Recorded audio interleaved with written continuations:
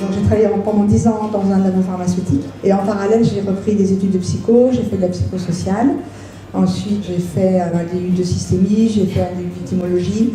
Je suis psychothérapeute spécialiste du trauma où j'ai eu la chance d'être formée par David Servan-Schreiber sur le NDR. L'entreprise devient de plus en plus un lieu aussi où il y a beaucoup de trauma qui se passe. D'où l'objectif de notre recherche, d'ailleurs. Et puis, bon, je suis coach, certifiée par l'école de Vincent Lénart, pour ceux qui connaissent, et certifiée à l'outil de co-développement, qui est un outil d'intelligence collective dont on parlera à la fin. Alors, Apsis, en quelques mots, c'est une société que j'ai créée il y a 30 ans, au départ à Lyon, après je suis partie à Paris, puis depuis 20 ans je suis à Montpellier. Comme j'étais toute seule au début, ça s'appelait Apsis Conseil. Mais dès le début, l'objectif était vraiment de m'intéresser à la place de l'humain dans l'entreprise, mais pas pour qu'on puisse presser l'humain encore plus pour que l'entreprise soit plus rentable, mais avec une vraie préoccupation humaniste de la personne. En 2011, Apsis Conseil devient Apsis et Associés, avec tout un groupe de consultants, et bien sûr avec une évolution des champs d'intervention, vraiment maintenant très orienté, j'allais dire en conscience, peut-être encore plus qu'avant, sur l'impact des pratiques managériales, sur la qualité des interactions, sur l'engagement et l'implication des individus dans le travail. Apsis est vraiment spécialisé dans la relation humaine responsable au cœur des organisations. Donc à travers tous les changements, nous on a mis un point d'honneur vraiment à respecter, à rester engagé dans nos valeurs, qui sont l'humanité, la responsabilité, la bienveillance et l'engagement. Voilà, ce sont vraiment des...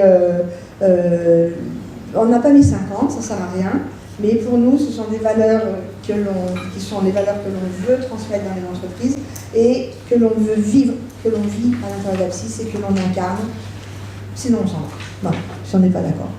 Voilà. Déjà, je vais vous présenter en fait le laboratoire, donc on l'a appelé laboratoire REACH, qui fait partie de Apsis et Associés, qui a été créé en novembre 2018, qui veut dire en fait donc de recherche appliquée sur les comportements humains. dont les objectifs sont premièrement de faire le lien entre les théories scientifiques et la manière dont on peut les utiliser dans le monde de tous les jours, dans le quotidien, pour pouvoir les appliquer. Le deuxième objectif va être de proposer du coup des outils standardisés pour pouvoir mesurer le comportement humain.